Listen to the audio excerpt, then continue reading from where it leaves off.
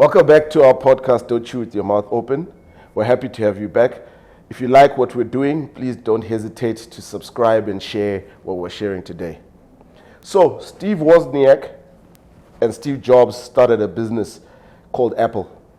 Unfortunately, that business was great, but their friendship died. Again, Mr. Cohen and Mr. Greenfield started a company for ice cream called Ben & Jerry's.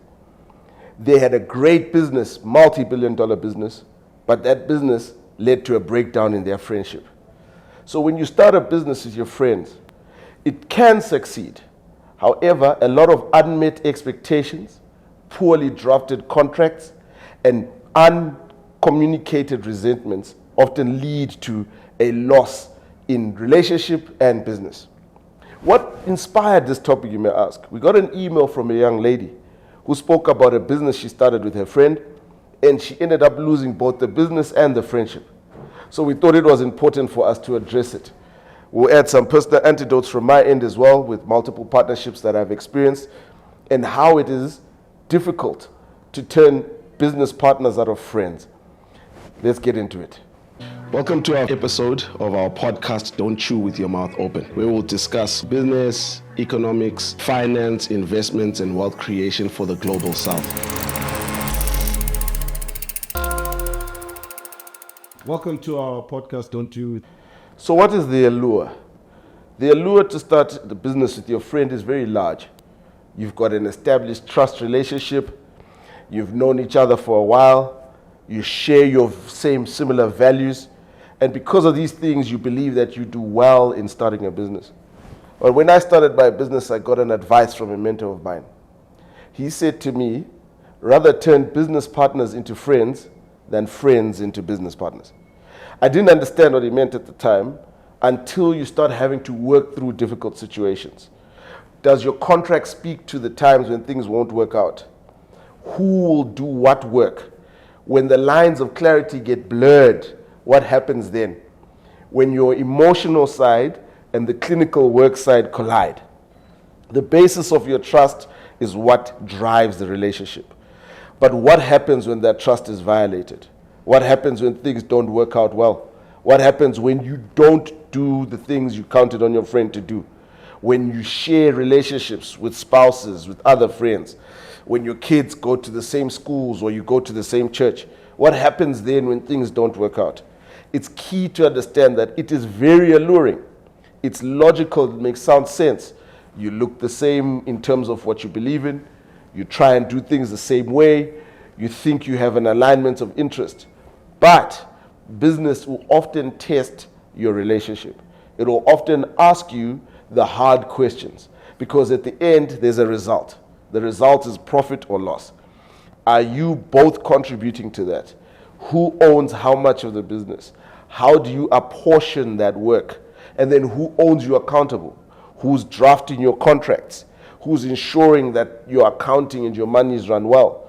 Who is working full-time on the business and who's running it as a side hustle?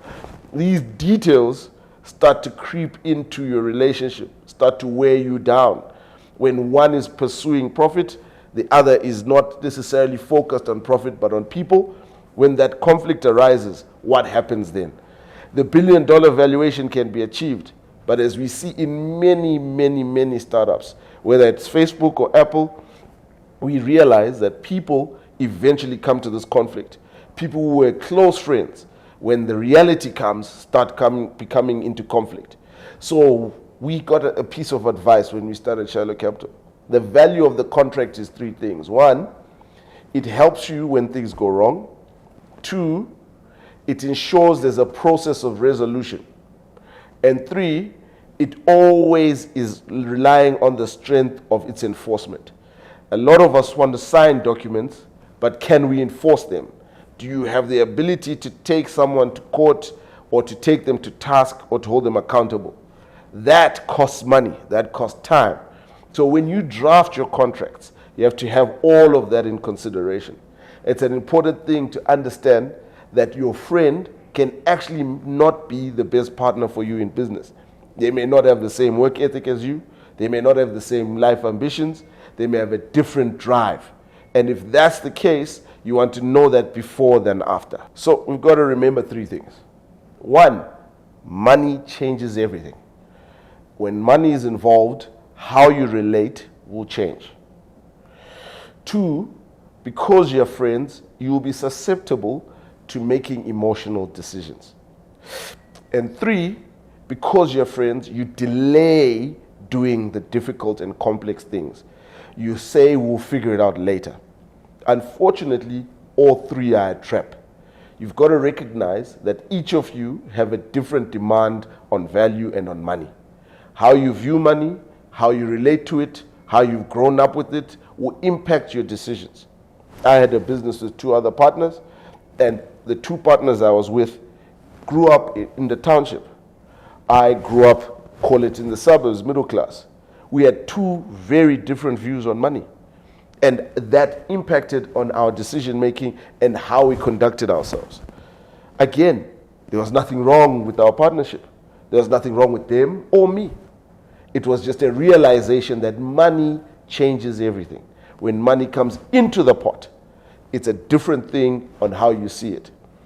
2, emotional decision making. A lot of the time, we are able to compromise our decision making and our stances for our friends. Sometimes because we want to make them happy, sometimes because we want to look good to them, sometimes we just don't want the drama of having to deal with certain issues they have. But in business, that's a luxury you can't afford. You can't afford to be emotional in your decision making. You have to be very fact-based and execution-heavy. And that requires consistent, hard decisions, hard conversations over time. Starting a business and running a business is like a roller coaster. Your cash flows are never going to be the same. The way you manage yourself, the way you conduct yourself will never be the same. The environment changes. Your creditors change. Your debtors change. You may have a debtor's note for 30 days, they pay in 60 days. Your creditor wants their money in 30 days. How do you manage that? As a team, your values will speak to that. And lastly, we always need to speak about how do we manage ourselves, right? How do we figure things out? Instead of waiting for later to figure things out, let's figure them out today. What happens when things go wrong today? Do each of us have life policies? How do they work? Who's the beneficiary? Is the company going to have key man insurance? If we're really starting out from the bottom, how does the startup work? Who gets what? How do they get that? And we'll address these issues in later episodes. But I think it's important to understand that delaying the hard decisions puts you in a mess. We had a recent scenario where we engaged in commerce with somebody and we didn't get the contract done. The conflict that occurred post not having a contract was so heavy. I realized the mistake. Never make that mistake. Clear out the details up front. Make sure everything is down on paper so that we can all hold ourselves account to that. And you must have the security to know that in the event things go wrong, you have the capacity to defend your position with your contract. So what are the non-negotiables? Firstly, what is everyone's role and participation in this business? Who's bringing what? Who's doing what? That must be outlined in detail very, very clearly, down to the granular KPI, key performance indicators, how you judge whether we are all doing our job. That must be clear and must be able to be independently assessed. What is our roles? I'm currently involved in a business with a friend of mine. He is the leader of the business. I play the 2IC role. And in that business, we have been friends for over 20 years, but I had to recognize a solid truth. He's in charge. I must recognize that he leads the business.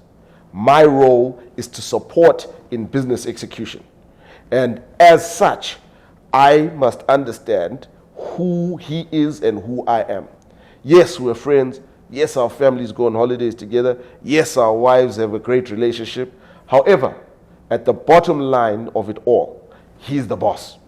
And if I fail to recognize that, I failed my responsibility. Similar to him, So we cannot be swayed by our emotions. It becomes clear. Here's my job description. Here are my responsibilities. Here are my execution targets. This is what I bring to the table.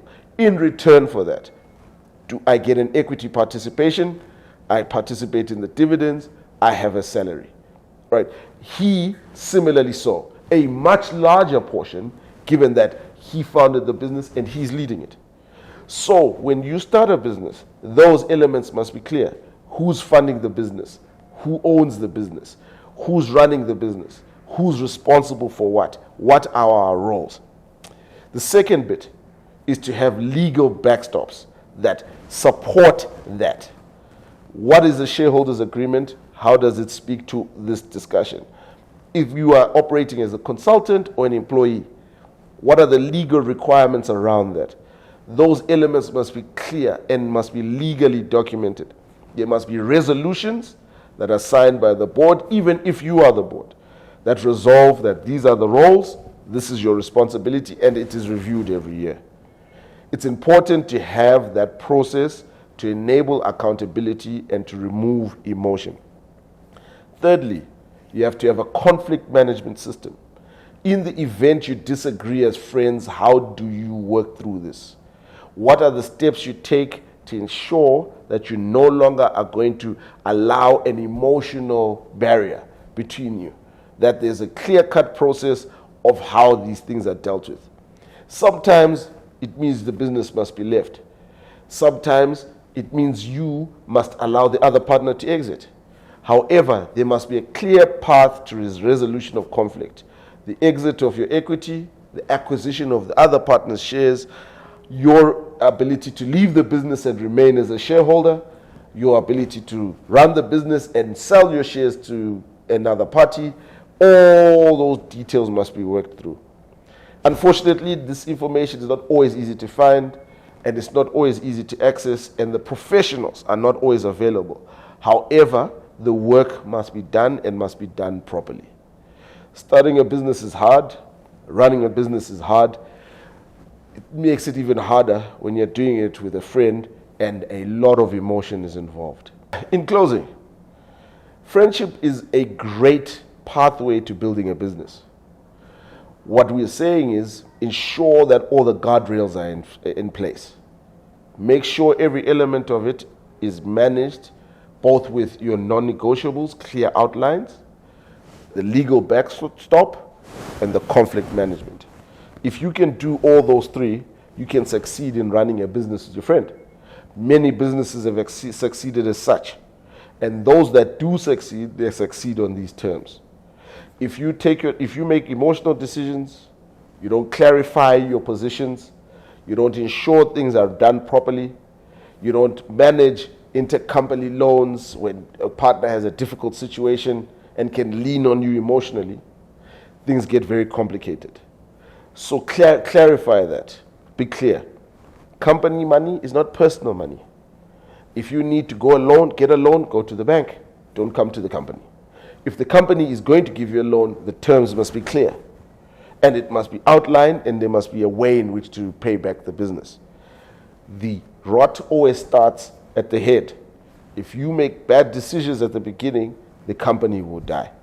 So to the young lady who wrote us the email, we feel for you. It's difficult, but you've learned the lesson.